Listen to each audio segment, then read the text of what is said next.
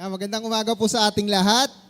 So officially tayo po ay nararamdaman na natin ang taglamig. Hindi pala, tag-ulan pala. Wala pa ng taglamig dito. So puro tag-init, mainit na malamig or mainit na mainit. So by the way, tayo po ay nagpapasalamat sa Panginoon dahil sa biyaya ng ating Panginoong Diyos, tayo ay nasa buwan na ng Hunyo. And kalahating ang bilis ng panahon, New Year na naman, 2027. And ngayong darating na, kailan ba June 12? Friday, Friday. Ano ba meron sa June 12? Yan. So pinapaalala po natin kasi isa ito sa selebrasyon ng ating bansa na I think na take for granted natin. What I mean is parang hindi natin napapahalagahan yung araw ng kalayaan. I don't know, pero sa mga manggagawa, sa mga estudyante, siguro sa atin, ang tingin natin dito, lalong-lalo na sa mga manggagawa, is double pay. Tama? O kaya, kung walang pasok, pahinga, paid holiday, bayad na holiday. So, pero magandang tignan natin ang araw ng kalayaan na isang pribilehiyo po natin, na until now, marami hong bansa na ay hindi ho tunay na malaya ang kanilang mamamayan. Ang number 1 na dyan, North Korea. Pangalawa, yung ibang mga bansa sa Middle East, na wala silang kalayaang magsalita, wala silang kalayaang mag-aral, wala silang karapatan. Maraming mga tinatanggal na karapatan. At tayong mga Pilipino, ang June 12, isang bagay na dapat nating ipagpasalamat sa Panginoong Diyos. Hindi lang dahil holiday yan, hindi lang bayad yan, kundi dahil meron tayong karapatan. Bilang isang basic rights, meron tayong karapatang mag-aral, meron tayong karapatang mag-post sa Facebook, anything na dapat naman ay hindi natin ina-abuse. Dito gusto kong i-share sa inyo itong kwentong ito. So ngayon po ang ating series po ay I Am Free. O Malaya kay Kristo ang ating title ngayon, but ang series natin I Am Free. Sabi mo nga sa katabi mo, I am free. Yan. Wag hindi pa malayang Pag sinabing I am free kay Kristo, hindi malayang gumawa ng kung ano. So tingnan muna natin.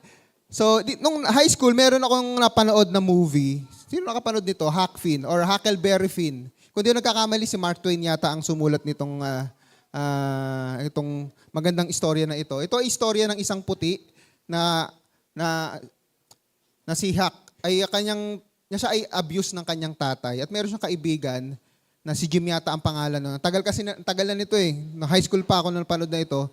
So, negro yung kanyang kaibigan. At during this time, kung familiar kayo sa kasaysayan, ang mga itim o mga negro, ay by the way, baka may makarinig. Alam niyo po ang salitang niga ay hindi dapat natin binabanggit yan, parang expression lang natin. Yan po ay isang derogatory word. Lalong-lalo sa mga kabataan ko, laging naririnig ito Wag na wag yung sasabihin yan, lalong-lalo na kung merong African na tayong katabi. Wag na wag yung sasabihin yung salitang niga kasi nakaka-offense sa kanila yan. Kasi meron yung kasaysayan. So by the way, tuloy tayo dito. Mamaya malalaman natin kung ano yung kasaysayan na yon. So sa Huck Finn, so magkaibigan sila. Pero merong part doon na kailangan nilang maghiwalay kasi nga yung mga negro nung panahon na yun, mga itim, ay wala silang karapatan. Ang tingin sa kanila ay alipin lang. So naghiwalay sila. So pinatakas yung kaibigang puti, si Huck, yung kanyang kaibigan na si Jim. So nag-iiyakan sila. And I was really touched nung panahon na yun, nung pinapanood ko yun nung high school ako. Kasi at doon na-appreciate ko yung kalayaan na meron tayo. Kaya until now, malaki yung paghanga ko sa mga itim na tao. Di ba? Yung mga Black American, mga ganyan. Michael Jordan, Michael Jackson. Sino pa? Sila Stevie Wonder. Ang gagaling nila musikero, ang galing nila sa larangan nila.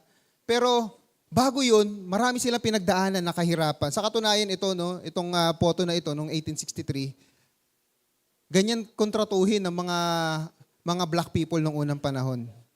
Ang tingin sa kanila ay mga tau-tauhan lang, property. Wala silang pakialam, mamatay ka dyan, bahala ka. Ngayon, di ba, may mga union tayo, may karapatan tayo, meron tayong dole na tinatawag pag tayo ay naaabuso. Ganyan ang tingin sa kanila. Ang tawag dyan, scourge back, yung that was taken in 1863. Tapos, ito yung paglalarawan nung sila itinatransfer mula sa Africa, papunta sa Europe, papunta sa Amerika, dahil binibenta sila Dahil ganun po ang tingin ng mga tao nung unang panahon. Ikaw ay tinitignan base sa iyong kulay. And even naman tayo, 'di ba, mga Pilipino, even us, meron ba dito nakaranas ng racism because sa iyong kulay? Yung tinatawag nilang white superiority. Puti ka, mas mataas ka. 'Di ba? I think dito yata sa Pilipinas ang term yata Indio. Kung di ako nagkakamali sa kasaysayan kung mahilig tayo. 'Di ba tayo ay hinahatulan base sa ating kulay. At dito nung panahon na ito nga ay napakahirap po na ikaw ay ipanganak na black. Dahil sigurado wala kang karapatan. Sigurado wala kang kalayaan.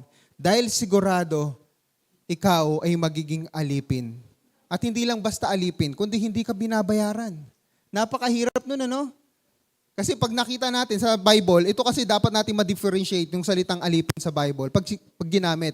Yung alipin kasi sa Bible, yung ibang gamit doon, yung ang katumbas sa salita ngayon, empleyado, manggagawa. Binabayaran yun. Yung sinabi sa Colossians chapter 3, verses 22 to 24, ginamit ang salitang alipin. Ang katumbas sa salita ngayon is empleyado.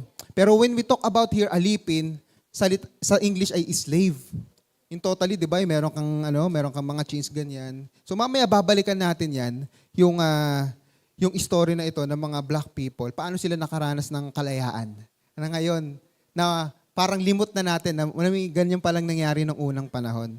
Alam nyo, bukod sa kalayaan na kanilang naranasan, alam nyo, mayroong isang klase ng kalayaan na tayo ay dapat maranasan ng lahat ng tao sa buong mundo. At naniniwala ako marami sa atin naranasan na natin ang kalayaang ito. Ano yung kalayaan ito? Yung kalayaan na mula kay Kristo. At saan tayo pinalaya ni Kristo? Yan ang ating alamin at pag-aaralan ngayon. So I invite everyone na tumayo at basahin natin ang ating talata sa Romans chapter 8 verses 1 and linggong ito ay se-celebrate namin ang araw ng kalayaan. At Panginoon, ngayong ding araw na ito, aalalahanin namin ang iyong kamatayan, Panginoong Hesus, sa pamamagitan ng komunyon. Magandang paalala sa amin ito, Panginoon, na kami ay malaya na ngayon. Hindi dahil sa aming pakikipaglaban, kundi dahil ipinaglaban mo kami, Panginoong Hesus. Kaya itong kalayaan na ito, mas lalo namin maunawaan, mas lalo naming pahalagahan. O Banal na Espiritu, turuan niyo po kami sa oras na ito, Panginoong Diyos, upang ang aral na ito, Panginoon, na aming matututunan ay aming isa sa buhay, aming pahalagaan, na magdudulot ng pasasalamat para sa iyo lamang, Panginoong Diyos na aming Ama. Pagpalain niyo po kami sa pag-aaral ng iyong salita sa pangalan ni Jesus. Amen. Pag-aaral ng iyong salita sa pangalan ni Jesus. Amen. Maaari na pong umupo ang lahat. So tingnan muna natin. Ang outline natin nakalagay dito ay tayo ay dating mga alipin. Again, pag sinabi nating salitang alipin sa Colossians chapter 3:22, sa Colossians chapter 3:22-24. Minsan kasi may mga pilosopo, bakit may slavery kasi sa Old Testament, 'di ba ganon? Pero magkaiba yan, yung ginawa nating example kanina sa mga black people. Kasi may mga karapatan, yung mga slave na inuto sa Old Testament. Meron silang mga rights eh. Meron silang babayaran sila, meron silang kalayaan, ganon. Pero when we say alipin, dito sa salitang alipin, ito yung wala kang kapangyarihan. Ito yung wala kang karapatan. 'Di ba? Pero ngayon, tayong mga manggagawa, we can identify yung salitang alipin na merong binabayaran tayo. So hindi tayo slave kasi binabayaran yung serbisyo natin eh. Meron tayong SSS, meron tayong pag-ibig. So when we talk about here na tayo dating mga alipin, ito yung wala kang kapangyarihan. Labanan, wala kang kapangyarihang magreklamo, wala kang kapangyarihang, wala kang karapatan. So ito yung sinasabi natin. Ang tanong ngayon, tayo ay dating alipin ng ano? Base doon sa binasa natin, tayo ay 1, 2, 3, go! Yan, alipin ng kasalanan. Ibig sabihin, sunod-sunuran ng kasalanan. Kasi pag ang alipin, wala kang karapatang wala kang karapatang tumanggi. Na kahit mahihirapan ka na, kahit buhay mo na, yung kapalit mo, wala kang karapatan. Wala kang kalaban-laban. So tayo ay dating mga alipin ng kasalanan. Yan ay malinaw na binanggit dito sa binasa natin kanina. Sabi dito, ito ang ating sitwasyon dati. Ako, pinalaya na ako, sabi ni Pablo, at ito'y sitwasyon din natin dati.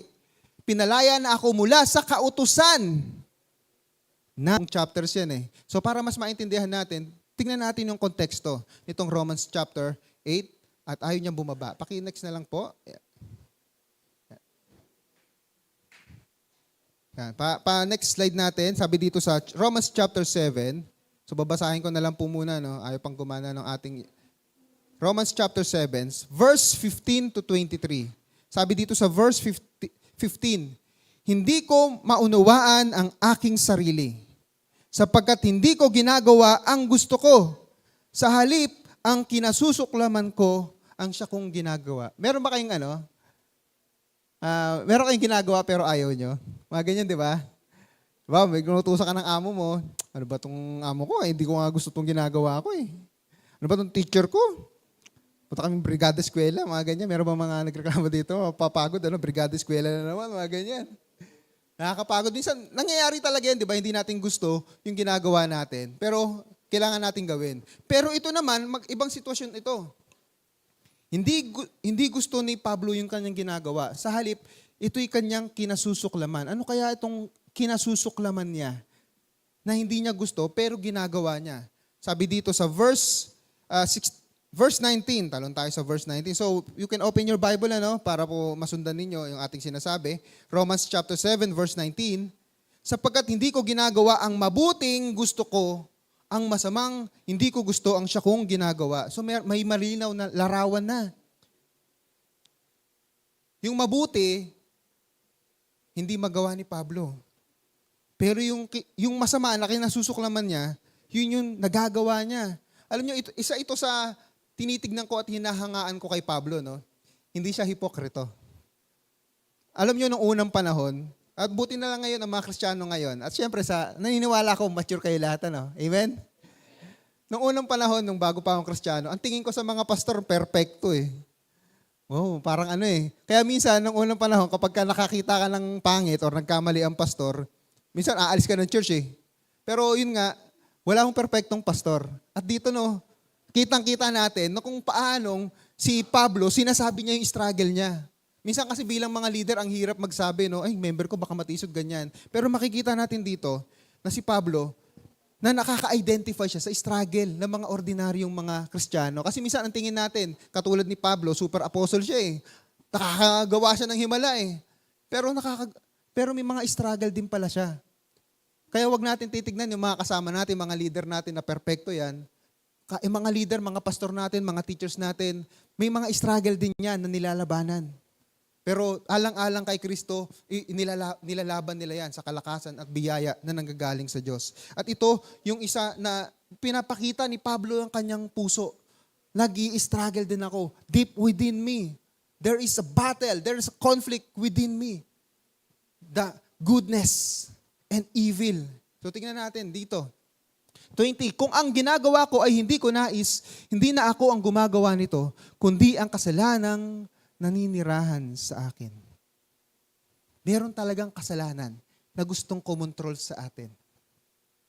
Kaya minsan mapapatanong ka, di ba? Marami na akong nakakausap. Marami, naniniwala ako marami sa atin ngayon. Pagod nang bumagsak sa kasalanan. Minsan, marami na akong nakakausap na parang ayaw na nila dumalo ng church kasi nga paulit-ulit lang naman ng kasalanan ko. Marami na akong nakausap na ayaw ka lang mag-serve. Ayoko na mag-ministry. Masama ako. Ang lagi kong sinasabi, diyan mo makikita ang biyaya ng Diyos. Tinawag ka ng Diyos, niligtas ka ng Diyos, pinagtiwalaan ka ng Diyos, hindi dahil perpekto ka. Kundi makasalanan ka na merong namatay na si Jesus para sa atin. Pero tayo ay minarapat na maglingkod sa Kanya. Kaya pag tayo ay bumabagsak sa kasalanan, balik tayo kay Kristo. Dito, mapapahalagahan natin ang biyaya ng Diyos. We do not deserve this salvation. We do not deserve to praise God. We do not deserve to serve God. But because of the sacrifice of the Lord Jesus Christ, tayo ay naging karapat-dapat sa harapan ni Kristo. So, sabi dito sa 21, bibilisan natin, ito ang natuklasan ko kapag nais kong gumawa ng mabuti, ang masama ay malapit sa akin. Totoo naman, Sino dito, ilang beses na dito nag-decide, magbabasa ako ng Bible ngayon. Tapos aantukin kayo. Oh, di ba? Kaya pag yung Bible, sarap ng pampatulog, Pero pag nagbabrowse ka ng Facebook mo, gising na gising ka. Naglalaro ka ng ML mo, alas 4, may worship service ka ng alas 8, 2 oras lang ang tulog. Pero pag Bible, 10 verses lang. Kasi pag gagawa ka ng mabuti, masama ay malapit. Nagbasa ka ng Bible, nabasa mo forgiveness, nakasalubong mo kaaway mo. O kaya sa church, di ba kamayan? Ako po sabi, nabasa ko kanina, mag-forgive. Kamayan, Meron ba kayo ditong mga kaaway sa church? Oh, wala. Nasusubok, pero maganda yun magandang test yun. Napakahalaga na gagawa tayo ng mabuti. Pero ito inatuklasan ko rin. Pag gagawa ka ng mabuti, ay talagang malapit ang kasamaan. Nung first time ko mag-fasting, nung youth pa ako, hirap na hirap ako Parang ang daming temptation. Tapos habang anong papagabi na, naisip ko, bigla akong naalala yung Matthew chapter 4. Ano yung meron sa Matthew chapter 4? Si Jesus Christ nag-fasting. Anong nangyari? Si Jesus Christ na yun Dumating si Satanas, di ba? Tinempt si Jesus Christ. Tapos nilabanan niya ng Word of God. Yan talaga ang realidad. Pag gagawa ka ng mabuti, may mga hahadlang. Kaya wag tayong susuko. So tignan natin sa susunod. 22, sa kaibuturan ng aking puso, ako'y nalulugod sa kautusan ng Diyos. Ito yung mahalaga. Ito yung pinakamahalaga at na tinitignan ng Diyos. Kasi tayong mga tao, ang nakikita lang natin yung failure ng tao. Tayong mga tao, we judge based dun sa nagawa ng tao. Pero ang Diyos tumitingin siya sa puso mo. Isipin mo, kung tayo nung panahon ni David, baka nakita natin na nag-adultery, pumatay siya, i-judge natin si David Pero si God, ano yung tawag niya? Malapit ka pa rin sa puso ko. Minsan magtataka tayo, ang daming mga ginagamit ng Diyos sa Biblia na hindi perpekto. Sila Samson, sila Jephthah, sila Gideon. Basahin mo, ang dami nilang sablay Ang dami nilang nagawang kasalanan, hindi sila perpekto. At yun ang pinapakita ng Panginoong Diyos. Hindi pinapakita ng Panginoong Diyos kung gaano ka-perpekto yung mga taong nananampalataya sa Kanya, kundi kung gaano sa kabila ng mga kasalanan at pagbagsak na iyon, gagamitin pa rin sila ng Panginoong Diyos. At yan ang sitwasyon natin ngayon. Ikaw, ganyan ka rin. Ako, ganyan din ako. Hindi ako perpekto. Pero naniniwala ako, tayong lahat dito sa kaibuturan ng ating puso, nalulugod tayo. Ang gusto natin sumunod sa Panginoong Diyos. That's the most important thing. Kasi pag nawala itong puso na ito para sa kaluguran ng Diyos, napakadali na lang sa atin para tumalikod. Kaya ito magiging test sa atin. Marami sa atin siguro naramdaman na ilang beses na gusto nang umalis ng church. Pero bakit naririto ka pa rin? Kasi yung puso mo nasa Panginoong Diyos. Pag ang puso mo tama, pag ang puso mo para sa Diyos, hindi ka titingin sa tao. Hindi ka titingin sa kamalian ng tao. Hindi ka titingin sa imperfections ng church. Titingin ka sa perpektong pag-ibig at biyaya ng ating Panginoong Yesus. Amen? And then, 23, ngunit may ibang kapangyarihan sa mga bahagi ng aking katawan na salungat sa tuntunin ng aking isip. Salungat, talaga mayroong naglalaban sa loob ng katawan natin.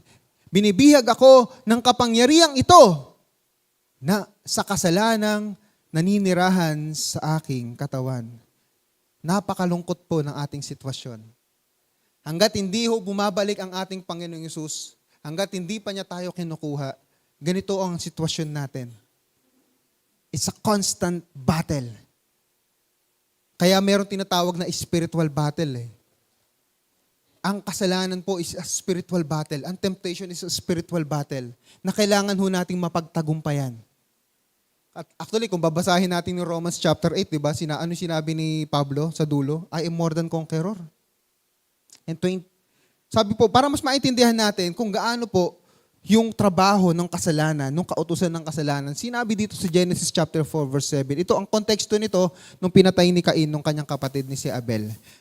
Sabi dito, ang kasalanan ay tulad ng mabangis na hayop na laging nag-aabang upang lapain ka. Nais nitong pagharian ka, kailangan mapaglabanan mo ito. Kaya lagi kong sinasabi, labanan natin ang temptation. Once na bumagsak ka sa kasalanan, minsan ang hirap bumangon. meron akong nakausap before, 'di ba, yung mga nag-struggle sa pornography. Ilang araw na siyang ilang araw na siya. Ganon din sa ibang mga bisyo, sigarilyo, alak, may nakausap tayong ganyan. Pero ilang araw na hindi na nila nagagawa. Pero once nabigyan nila ng pagkakataon, nahihirapan na naman silang labanan ng kasalanan. Kasi you feed yung desire ng sinful nature natin. Kaya hanggat maaari, sa biyaya at lakas ng Panginoong Diyos labanan natin. Kasi once na bumagsak ka, ang hirap bumangon. Sa totoo lang. Pero ang magandang bagay dito, kaya nating bumangon. And later on, malalaman natin yan. Ganyan, yung kasalanan na nananalitay sa atin. Magtataka ka, bakit ganun? Sabi dito, sa Psalms 51:5, ako'y masama na, buhat ng isilang, makasalanan na ng ako'y iluwal. Nasulat to ni David, nung kanyang, yung kay Bathsheba. Nung siya ay nirebuke ni Nathan, nasulat niya ito. At ang magandang bagay kay David, hindi siya yung nagpapalusot. Kasi ako kasi mga ganyan, di ba? Minsan pagka nire-rebuke tayo dami nating kasi. Dami nating justifications, ang dami nating mga palusot. Pero nung si David, siya ay nirebuke ni Nathan, hindi niyo siya narinig. Bakit? Babalikan natin yung binasa natin kanina. Kasi nakagawa man ng kasalanan si David, sa kaibuturan ng kanyang puso, nalulugod siyang sumunod sa kautusan ng Diyos. Pag ikaw, ang puso mo talaga nasa Panginoong Diyos, pag once nalaman mo na mali ka, wala nang palusot, no excuses. Tatanggapin mo yun, magsisisi ka. At ang nabanggit ni David, makasalanan na ng ako'y iluwal. Ano ibig sabihin nito? Hindi dahil nung pinanganak ka, may nagawa ka agad kasalanan. Ang tinutukoy dito, you have already the tendency to commit sin. Malungkot, masaklap ang kalagayan natin. Pero ganun talaga ang sitwasyon natin ngayon. Gusto tayong alipinin ng kasalanan, pero ang reminder sa atin, malaya na tayo kay Kristo. And later on, mas magiging maliwanag pa yon. Dito muna tayo sa point number 2 natin. Tayo yung mga dating alipin at tayo bilang mga dating alipin ng kasalanan, ito po ang kahihinatnan sana natin. 1, 2, 3, go. Tiyak ang kamatayan. Sabi dito sa verse 2 na binasa natin kanina, pinalaya na ako mula sa kautusan ng kasalanan at kamatayan. Ano ba yung kamatayan? Ang kamatayan, wala ho yan sa disenyo ng Diyos nung nilikha niya ang tao. Later on, mababasa natin yung mga susunod na talata. Wala yan sa plano at disenyo ng Diyos. Nasira yan dahil sa kasalanan ng tao. Sabi dito, sapagkat kamatayan ang kabayaran ng kasalanan. Balikan natin kung saan yung unang-una nagkaroon ng kamatayan. Sa Genesis chapter 2, verse 17. Maliban sa bunga ng punong kahoy na nagbibigay ng kaalaman tungkol sa mabuti at masama, wag na wag mong kakainin ang bungang iyon sapagkat sa araw na kainin mo iyon ay mamamatay ka. Alam niyo po, kung titignan natin, nung nilikha ng Diyos ang tao, iilan lang yung utos Ano yung utos? Number 1, pangalagaan mo yung lahat ng nasa mundo. Rule over the earth. Diba? Yun lang yung utos. Pangalawa, ito. Huwag mong kakainin yun. Kainin mo lahat. Huwag mo lang itong puno na ito. Hindi po mansanas yun. Walang mansanas dyan. Hindi natin alam kung anong prutas yan. Just imagine na lang na siguro ano yung masarap na prutas. Durian? Ano daw? Di ko alam kung anong prutas yun. Padala mo sa akin But anyway, send mo sa akin yung picture. Di ko alam kung anong prutas yan. But anyway, balik tayo dito. Mamamatay. Ang tanong, di ba kinain nila? Ang tanong, namatay ba sila? Namatay ba sila? Di ba? Mayroong mga nagtatanong ay sinungaling ang Diyos, hindi namatay si Eva at Adan. Yes, isa sa mga naging epekto, physical death. Pero ito yung pinakamatindi, hindi yung physical death eh. Yung mahiwalay ka sa Diyos. Yan yung malalim na kahulugan ng kamatayan sa Biblia. Totoo, wala sa plano ng Diyos na mamatay ang tao. Ang plano ng Diyos, dahil ang Diyos natin, the God of life. We need to understand that. He is the God of life. Nung sinabi nga, di ba, sinabi ni Jesus Christ sa mga Pariseo at mga Saduceo, ang Diyos natin ay Diyos ni Abraham, Isaac at Jacob. Naintindihan agad nila eh. Ang mga binanggit ni Jesus Christ, mga patay na yun ah. Pero they talking about life. Naintindihan, buhay. Buhay ang Diyos. Siya ay Diyos ng buhay, nagbibigay buhay sa atin. Pero dahil sa kasalanan nagkaroon ng physical death, ang pinakamalungkot, yung kamatayan na naghihiwalay sa atin. At ito yung makikita natin sa larawan. Sa Genesis pa rin tayo. Ano nangyari dito? Sinabi ng Panginoong Yahweh, katulad na natin ngayon ang tao sapagkat alam na niya ang mabuti at masama, baka pumitas siya at kumain ng bungang kahoy na nagbibigay buhay at hindi na siya mamamatay. So makikita natin, maintindihan natin dito, wala talaga sa plano ng Diyos na mamatay ang tao. Tsaka minsan makikita rin natin dito, minsan mas mabuti pang wala kang alam, ano? Ignorante ka, no? Parang ngayon sa politics, nakaka-stress sa Senado eh. Parang minsan mas magandang wala ka na lang alam eh, pero hindi pwede kasi mananalangin tayo para sa bansa natin, kailangan may alam tayo. At dito, again, alam na nila ang mabuti at masama. At hindi na sila pwedeng kumain ng bungang kahoy na nagbibigay ng buhay na walang hanggan. Tree of life, kung tawagin. Anong nangyari? Sa verse 23, yan, pinalayas niya sa halamanan ng Eden ang tao upang magbungkal ng lupang kanyang pinagmulan. So, malungkot. Kaya kung makikita natin, eternal life, eternal life, eternal life, yun talaga yung gustong ibigay ng Diyos from the very start. But eternal life na yan, naputol dahil sa kasalanan natin. And the worst, pag namatay tayo physically, yung sinabi dito sa Isaiah 59:2. Nawawala. Ayan. Dito muna sa Isaiah 59:2. Alam na natin to eh. Ang masama ninyong gawa ang dahilan ng pagkahiwalay ninyo sa Diyos. Kaya yung kasalanan, kung gagawa tayo ng kasalanan, this is not just an ordinary man yan. Malaki, maliit na kasalanan, mahihiwalay tayo sa Diyos. At ang kalungkutan, yung panalangin natin hindi dinirinig. Kanyang katindi ang kasalanan. Kaya naintindihan natin bakit buhay ni Jesus. Kahit buhay lamang ni Jesus ang tanging solusyon sa kasalanan.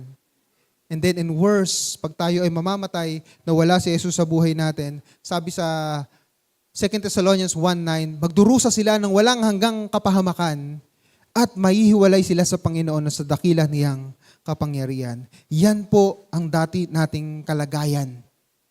Tayo dating alipin ng kasalanan, na ang katiyakan po ay kamatayan. Katiyakan, kaparusahan na walang hanggan ang mararanasan natin. Kaya nga na lamang makikita natin, nung sinabi ni Pablo sa Romans chapter 7, verse 24, ano sabi niya? Kay saklap ng aking kalagayan, sino ang magliligtas sa akin? Ano yung context nito? Yung binasa natin kanina, na yung gusto niyang gawin, hindi niya magawa, yung ayaw niyang gawin, yun yung nagagawa niya, which is yung kasalanan. Kaya ang sabi niya, kawawa ako. Kawawa tayong lahat. Sino ang magliligtas sa akin? Sino ang magliligtas sa atin? Ang ganda ng kanyang deklarasyon sa verse 25. Sabi sa verse 25, wala nang iba pa. Basahin natin lahat. 1, 2, 3, go.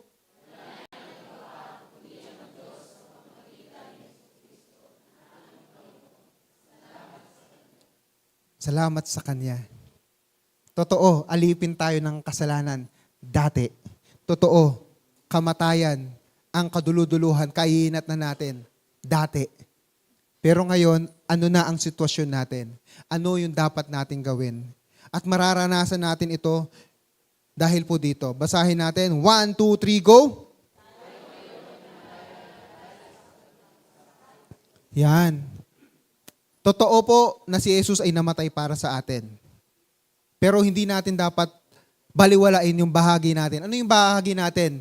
Sa pakikipag-isa kay Kristo.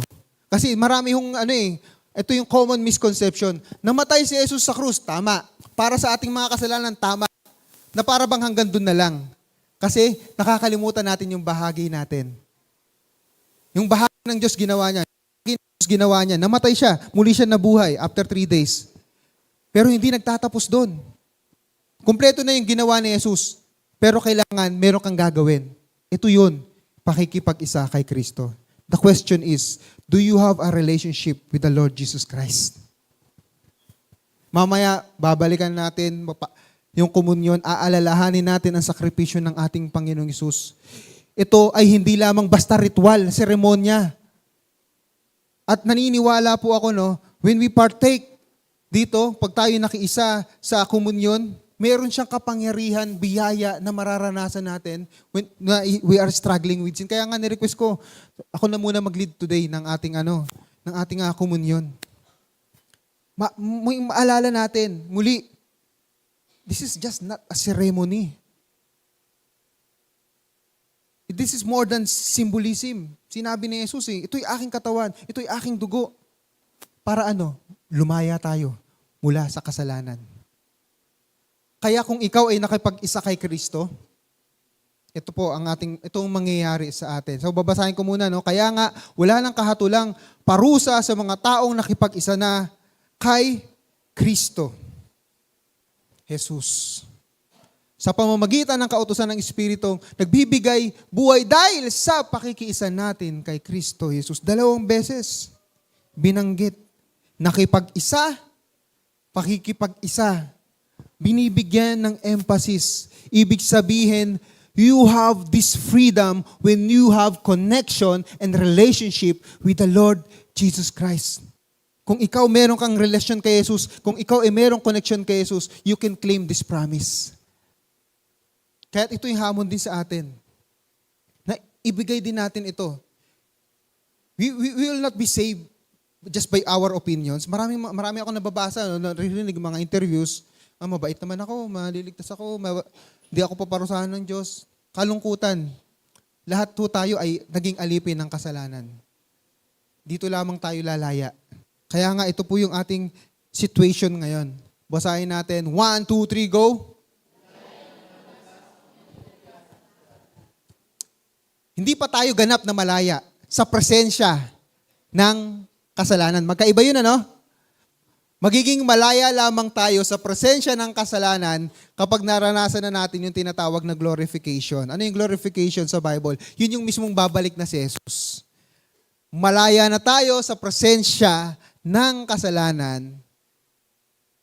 Ibig sabihin, ang sitwasyon natin ngayon ay hindi pa talaga tayo ganap na malaya sa presensya. Kasi hindi pa bumabalik si Jesus Kaya tayo nagkakasala. Pero ang magandang bagay dito, praise God, sa kapangyarihan ng kasalanan. Ibig sabihin, kaya mo nang labanan ang temptation. Kaya mo nang labanan. Kaya tayo kahapon nung si Pastor Jonaber, 'di ba, nagsi-share nga siya ng kanyang testimony, kasama ko si Brother Jomerson kahapon sa seminar na internet namin. Sinare niya yung kanyang pansamandali, yung kanyang naging buhay before. Sabi nga niya, ang kanyang nanay ay drug lord queen ng Rizal. Ganon din ang kanyang tatay. Kasi nga, mga sa drugs Tapos kasama niya rin yung kanyang sinabi, narinig ko yung kanyang kapatid sa ibang magulang. Yung Coast Guard. Yung Coast Guard may Coast Guard kami kasama dun kahapon. Yung buhay nila dati.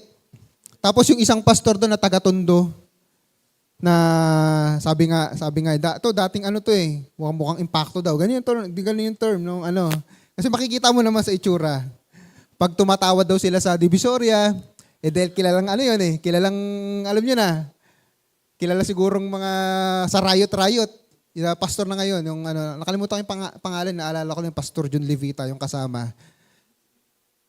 Pero nung bago-bago pang Kristiyano, umiikot daw sila, pupunta sila mga Chinese, paying discount, kasama nila yun. Binibigay yung discount kasi natatakot sila dun Pero ngayon, hindi na dapat nilang katakutan kasi nga, pastor na yung tao na yun. Ano yung point natin dito? Dati alipin siya ng bisyo niya, alipin siya ng kasalanan niya, alipin siya ng mga kaguluhan. Alam niyo na yung tondo, natira ko ng tondo, magulo yan. Almusal diyang kaguluhan. Tanghalian, gabi, riot. Tuwing piyesta lang, wala akong piyesta na naranasan na walang dugo dyan. Laging may dugo. Diba? Kaya nga nung pumunta kami minsan nung January 3 kasama si Tricia, kailangan mabait ka eh. Papasok tayo sa iskinita dito, baka masaksak dito. Buti na naalala naman ako ng mga matatanda. Uy, anak ni to. Anak ni Ronald to, mga ganyan. Pero nakakatakot talaga sa tondo, pagkadayo ka. Diba? Pero ang point natin dito, hindi pwede na 20 years ka ng Kristiyano, alipin ka pa rin ng kasalanan. Alipin ka pa rin, nasa ilalim ka pa rin ng kapangyarihan ng kasalanan. Yes, we struggle with sin. Pero hindi ka na dapat paaalipin sa kapangyarihan ng kasalanan. Dapat merong pagbabago. Merong dapat transformation na nangyayari sa'yo. Maaring iba-iba, merong mabilis. Yung kaibigan ko sa GFA, si Kuya Joey, sandali lang sa kanya eh. Wala pang 1 taon. Wala pa yata 1 buwan eh. Tinapon niya na yung vision niya eh. Meron naman, nag-struggle, 5 years. Pero at least, sabihin na natin, 5 years bago nawala yung bisyo, nagbago. Hindi yung sabihin na natin, 30 years ka na, wala pa rin pagbabago. Balikan natin. Lumuhod tayo sa harap ng Panginoong Hesus. Baka may problema sa atin. Bakit alipin pa rin tayo? Nasa ilalim pa rin tayo ng kapangyarihan ng kasalanan. Kasi dito tayo pinalaya ng mga nakipag-isa kay Kristo Jesus. Sabi dito sa verse 2, no? Pinalaya na ako mula sa kautusan ng kasalanan. Kaya napakahalaga po ang pakikipag-isa natin kay Jesus. Yan ang magsisilbi nating kapangyarihan laban sa kapangyarihan ng kasalanan. Kung sarili nating lakas, wala ho tayong laban. That's the reality. Kaya nung sinabi ni Pablo, kay saklap ng aking kalagayan, in other words, kawawa naman ako, wala akong kalaban-laban. Pero sabi niya, praise God, may laban tayo. Sabi mo sa katabi mo, may laban ka. May laban ka, laban sa tukso. O, isa pa, sabi mo, may laban ka, laban sa kasalanan. Yan. O, kumpletuhin natin. Kumpletuhin mo. Dahil kay Jesus. Ayan, dahil kay Jesus. Yan ang kumpleto. And then, balikan natin. Sabi dito sa Romans 6:17, 18. Alam nyo, basic na ito eh, pero kailangan natin maunawaan. Ngunit salamat sa Diyos, kayong dating mga alipin ng kasalanan. Ang linaw ng sinabi. Ibig sabihin, wala tayong kalaban-laban sa kasalanan dati. Ay taos-pusong sumunod sa katotohanan na nasa aral na binigay sa inyo. Take note, dating mga alipin ng kasalanan, pero ang ganda nung sinabi dito sa kasunod. Taos-pusong sumunod sa katotohanan na nasa aral. Ano yung katotohanan natin ngayon? Ang Biblia. Another thing, gusto mong lumaban sa kasalanan, sabihin mo sa katabi mo, katapikin mo, hoy, magbasa ka naman ng Bible.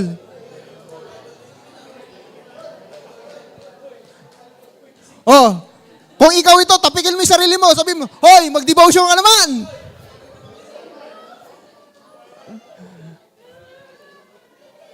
Ang daming tumapik sa sarili Lagi tayo nagpipray, Lord, tulungan mo ako. Sa kasalanan na ito, babagsak na naman ako. Ito yung katotohanan na nasa aral, yung Biblia. Mahalaga na nanalangin tayo. Mahalaga meron tayong relationship kay Jesus Christ. Pero ano yung available na thing na binigay sa atin? The Word of God. Even the Lord Jesus Christ, nakipaglaban siya kay Satanas sa pamamagitan ng salita ng Diyos. Kaya ka siguro hirap na hirap, lagi kang bumabagsak sa kasalanan. Kaya hirap na hirap tayo. Back to the basic. Wala hong magic. Nasa Biblia po. At panalangin ang ating kalakasan. Kaya minsan, nagagalit pa tayo sa mga leader natin. Lagi ako chine-check eh. Ba't lagi ako chine-check ng devotion ko? Alam nyo, that's just a concern. Hindi lang requirement yan.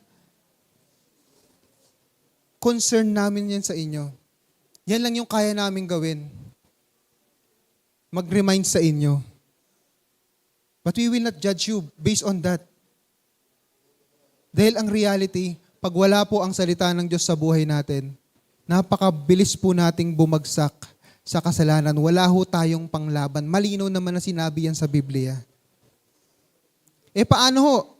'Di ba? Balikan natin sa verse 18. Pinalaya na kayo sa kasalanan at kayo ngayon ay mga alipin na ng katwiran. Yan. Alipin na kayo ng righteousness. Alipin na ng katwiran. Pakitapik nga yung mga alipin ng katwiran dyan. Yan, alipin ng katwiran yan. Yan.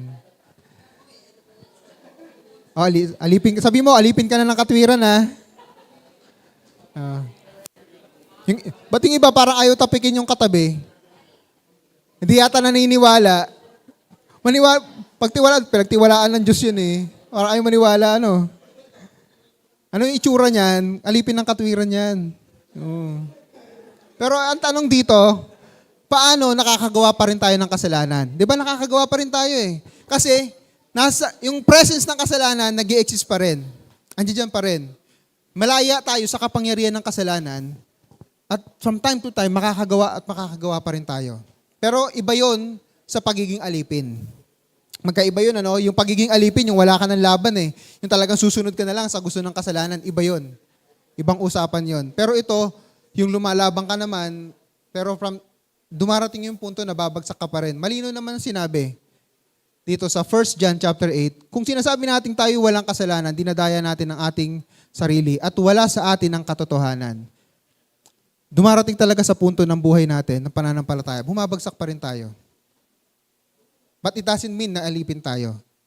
Pero ang sabi dito, kung ipapahayag natin ang ating mga kasalanan, ano yung gagawin? Patatawarin at lilinisin tayo ng Diyos. Kaya ho tayo nakapaglilingkod sa Diyos.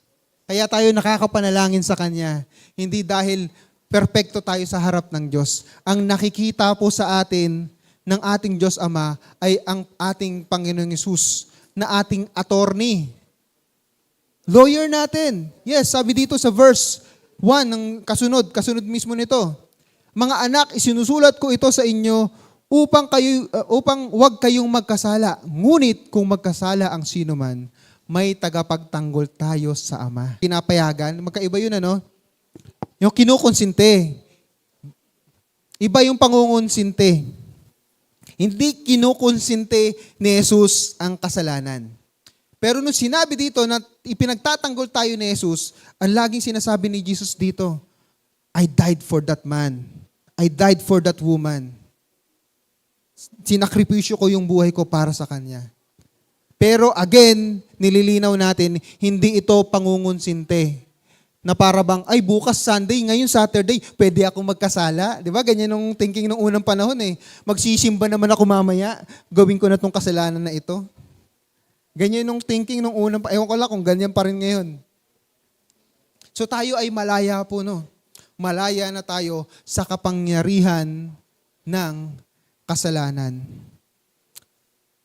Ngayon po, ito naman, saan pa tayo lumaya?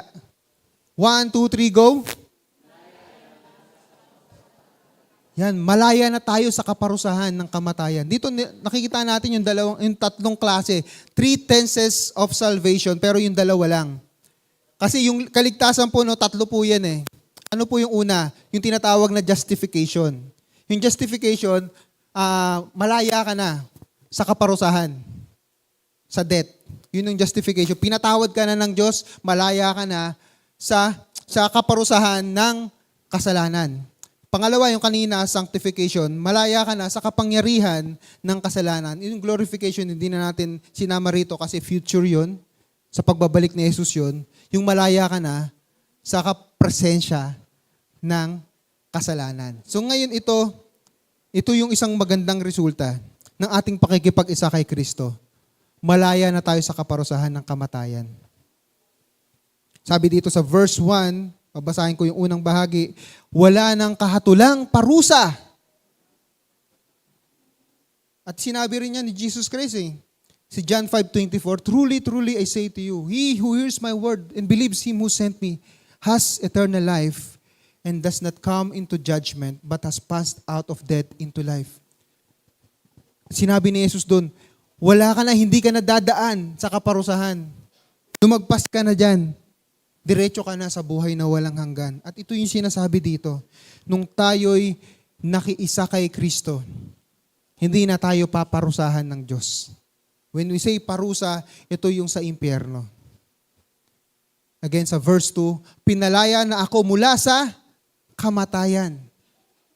Pagkahiwalay sa ating Panginoong Diyos. Atras tayo sa chapter 6. Ngunit ngayon pinalaya na ako mula sa kasalanan at naging alipin na ng Diyos. Ang natamo natin, ninyo'y isang buhay na banal at ang ibinubungan nito'y buhay na walang hanggan. Nire-require po sa atin ng Panginoong Diyos ang buhay na banal. Hindi po buhay na perpekto, na walang kasalanan. Sanctified life. Ibig sabihin, set apart. Kaya kailangan hindi talaga tayo papaalipin sa kasalanan.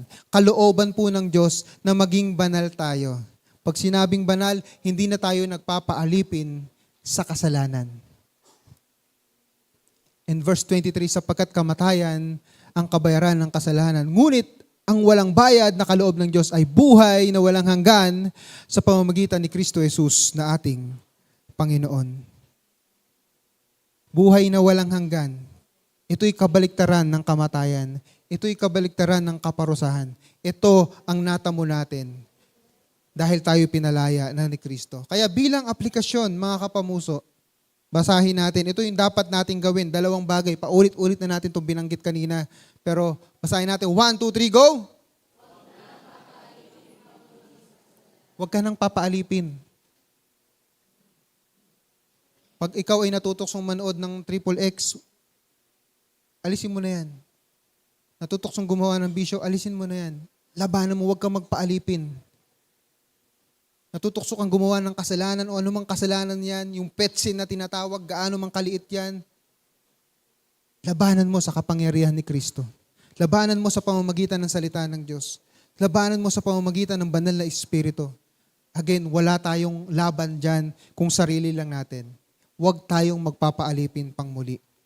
Sabi sa verse 12 ng chapter 6, kaya dapat din ninyong ituring ang inyong sarili bilang patay na sa kasalanan, ngunit buhay para sa Diyos.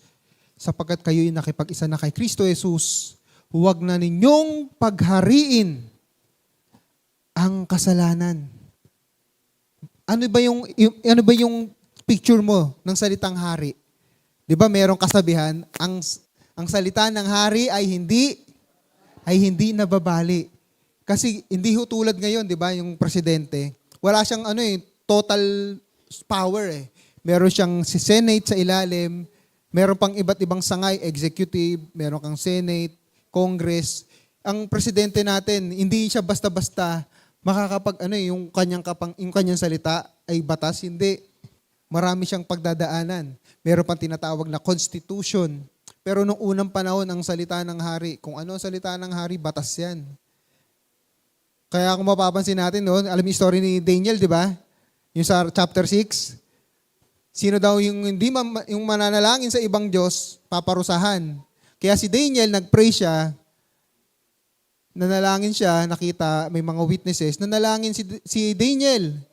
Anong ginawa? Walang magawa yung hari, kaibigan niya eh. Ganun sila, sanggandigit sila nung hari, pati ni Daniel. Ayaw niyang ipabitay si Daniel. Pero hindi niya na mabawi yung salita niya, yung kautusan niya. Walang nagawa yung hari. Sige, dalhin niyo yan sa lungga ng mga leon. At alam naman natin yung story, hindi kinain si Daniel kasi wala siyang kasalanan. At tuwang-tuwa yung hari. Pero ang point natin dito, even yung hari, hindi niya mabawi yung kanyang salita. Kaya nung sinabi dito, huwag ninyong paghariin ng kasalanan. Huwag niyong hayaan ng kautusan, ang salita ng kasalanan, ang susundin natin.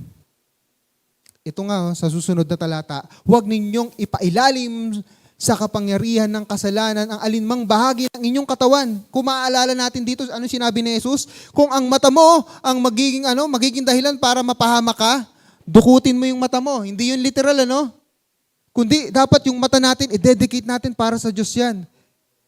Kung yung kamay mo, yung magiging sanhi ng iyong kapahamakan, putulin mo ang kamay mo. Again, baka mamaya may magputol dito ng kamay eh. Hey brother, ba't putol kamay mo? Sabi ni pastor eh. Baka mamaya sa Sunday may makita tayo, sabi, brother, ba't ganyan? Isa yung mata mo. Sabi ni pastor eh. Maintindihan natin. Maintindihan natin yung importansya, yung impact nito. Na kahit gaanong kaliit na kasalanan yan, bawat bahagi ng katawan natin, dapat ipinapailalim natin sa kapangyarihan ng Diyos, hindi sa kapangyarihan ng kasalanan. Yung mata mo, kamay mo, dila mo, anumang bahagi ng katawan natin, pag sinabing dila, yung mga lumalabas sa salita mo, dapat yan nakapagbibigay ng papuri sa Diyos, hindi puro kasalanan, hindi puro kasamaan, hindi pagmumura, hindi fake news, hindi misinformation. Yung paa mo, putulin mo, kapag yan ay nagdudulot ng kasalanan, ibig sabihin, pinupunta ka sa mga temptation, dinadala ka sa mga lugar na pwede kang mapahamak, bumagsak sa kasalanan, putulin mo yung paa mo. Ang sinasabi lang ng ating Panginoong Hesus na ang katawan natin, dapat dedicated yan para sa Kanya. Malinaw naman na sinabi that our body is the temple of God, that our body is temple of the Holy Spirit. Tuloy natin. 1, 2, 3, go! Magpaalipin na tayo sa ating Panginoong Diyos. Sabi dito, ngunit ngayong pinalaya na kayo mula sa kasalanan at naging alipin na ng Diyos. Ang natamo ninyo'y isang buhay na banal at ibinubungan nito'y buhay na walang hanggan. Ang tanong, tunay bang nagpapaalipin tayo sa Diyos? Okay. Para masagot natin, tanungin natin ang ating mga sarili. Gradean mo yung sarili mo in terms of obedience. 1 to 10. Wag mo lang isigaw. Baka mamaya isigaw niya pa eh. 1 to 10, gradean mo yung sarili mo. Gaano ka masasabi na ikaw ay obedient sa Diyos? Sumusunod ka ba sa Diyos? Yun ang number 1 test eh. The obedience. Kasi pwedeng tumutugtog ka, pwedeng nangangaral ka, pwedeng teacher ka, pwedeng kang leader, pwedeng nagsiserve ka sa church. Pero yung obedience kasi lumalagpas yan sa church. Yung obedience, nakikita yan sa bahay, nakikita yan sa eskwela, nakikita yan saan ka man pumunta. Yung pagsunod sa Diyos.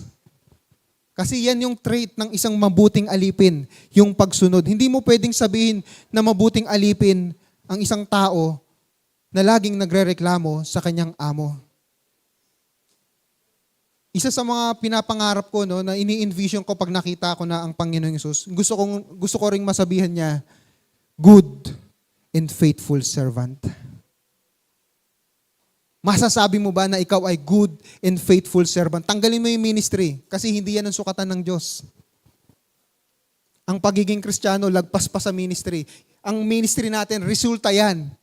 Isang lamang bahagi yan ng paglilingkod sa Diyos. Pero ang paglilingkod sa Diyos hindi nakalimit sa church. Sa bahay, sa pamilya, sa eskwela, sa trabaho, ang salitang obedience is very important. Itong sinabi ni Jesus sa Luke chapter 6, bakit mo sinasabi, Panginoon, Panginoon, hindi mo naman sinusunod yung mga sinasabi ko? Ano yung sinabi sa Old Testament? Obedience is better than sacrifice. Yan ang mabuting karakteristik ng pagiging alipin. Ang pagiging masunurin sa Panginoong Diyos. Balikan natin yung story natin kanina sa mga black people. Dahil again, marahil siguro sa atin ay hindi na nakakaalam nito, no? Again, yung sinabi natin kanina, ang mga black people noong unang panahon ay alipin. Ang tanong, paano sila nakalaya? Paano sila nagkaroon ng ari-arian? Paano sila nagkaroon ng karapatan ngayon? 'Di ba? Meron ng mga kaya nga yung si President Barack Obama, nung siya naging presidente ng Amerika, that was really big. Impactful. Bakit? He was the first black American president. Siguro nung unang panahon, wala tayong LeBron James ngayon, wala tayong makikitang Michael Jordan ngayon, Michael Jackson, kung hindi pa rin nila naranasan yung kalayaan. Pero kailan nagsimula yun? Yung tinatawag na Emancipation Declaration, actually proclamation, yan, or declaration. Noong 1863, naglabas si Abraham Lincoln ng kautusan, magiging malaya na ang mga black people. Alam niyo po ba yung nangyari nung 1861 to 1865? By the way, 1861, hindi ko nakakalimutan yung year na ito kasi yan yung year na pinanganak si Jose Rizal. At nung year na ipinanganak si Jose Rizal, yan yung nagkaroon ng civil war ang Amerika. Yung North versus South. Parang North and South, di ba? Korea. Di ba magkaaway silang dalawa? Yung Confederates yung nasa baba, Union yung nasa taas.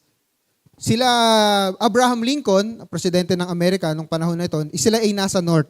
So nagkaroon siya ng declaration o proclamation. Lahat ng mga itim, lahat ng mga African, malaya na kayo. At dahil doon, ano yung nangyari doon? Unang-unang karapatan na nagkaroon sila, pwede na kayong sumali sa armed forces. Kaya maraming mga black people nung panahon na yon, ano nangyari? Sumanib sila kay Abraham Lincoln. Yes, may mga alipin pa rin si Abraham Lincoln noon, mga nagtatrabaho sa field niya. But unlike dun sa South America, na talagang wala silang karapatan, inaalipin. Maraming pumunta. 1861 to 1865, nagkaroon ng Civil War. Nang natapos ang Civil War, nanalo sila Abraham Lincoln. Simula noon, unti-unti nakamit nila yung kalayaan. Hindi pa agad nawala kasi until now may mga racism pa rin eh. Pero simula nung declaration na yan, ay nagkaroon sila ng kalayaan. Pero paano nangyari yon? Nakipaglaban sila. Buhay ang kapalit. Kapwa Amerika, puti, laban sa puti. Naglalabanan sila. Marami pang ibang reasons pero isa sa mga reasons diyan, kalayaan. Kaya yung mga yung African, sumanib sila. Gusto nilang makamit yung kalayaan. Labanan natin to. Libo-libo ang mga namatay sa Civil War na ito. Para makamit ang kalayaan. Ano po yung point natin dito? Hindi ho libo-libo ang namatay para sa kalayaan natin. Isa lang ang namatay. Sino?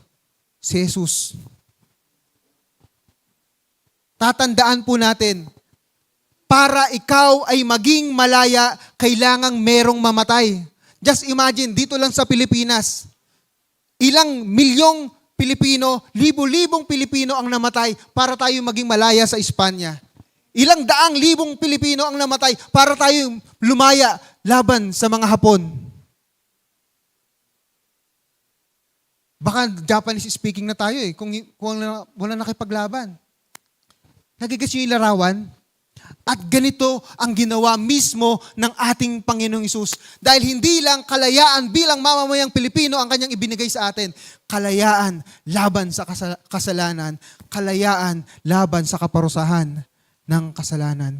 Kaya mga pamuso, huwag na tayong magpaalipin sa kasalanan. Magpaalipin na tayo sa Diyos, kay Hesus na nagpalaya sa atin. Tayong lahat ay tumayo at basahin natin ito. 1, 2, 3, go. Tayo ay dating mga alipin ng kasalanan na ang tanging kahihinatnan ay kapahamakan. Ngunit ipinaglaban ni Jesus ang ating kalayaan sa pamamagitan ng kanyang pagsasakripisyo sa sariling buhay. Kaya naman mabuhay tayo para kay Jesus at ialay natin ang ating mga sarili sa paglilingkod sa Diyos. Let us pray. Panginoon, maraming salamat po sa paalala na ito, Panginoon, na kami po ay inyong ipinaglaban sa krus ng Kalbaryo. Hindi lamang ito basta namatay kayo, Panginoon. Nilaban niyo po kami, Panginoon. Hindi ho kami karapat-dapat sa laban na ito. Hindi ho kami karapat-dapat sa sakripisyo mong ito, Panginoon. Pero dahil mahal mo kami, gusto mo kaming lumaya mula sa kasalanan, sa kapangyarihan ng kasalanan. Gusto mo kaming lumaya mula sa kaparusahan ng kasalanan, ang tinatawag na kamatayan. Kaya, Panginoon, kami na nakipag-isa sa iyo, Panginoon, nahanamnamay namin ito, papahalagahan namin ito, Panginoon. Dinideklara namin, Panginoon, kami ay magpapaalipin sa iyo, Panginoong Hesus. Kami ay magpapailalim sa iyong kapangyarihan, aming Diyos, Ama. Kayo ang masunod sa buhay namin. Maraming salamat po, Lord God. Pagpalain niyo po kami, Panginoon. At ngayon, sa aming pag-aalaala ng sakripisyo mo, Panginoong Hesus, mas lalo naming pahalagahan ang kalayaang ito na mula sa iyo, Panginoong Hesus. Ito po ang aming panalangin sa pangalan ni Hesus. Amen.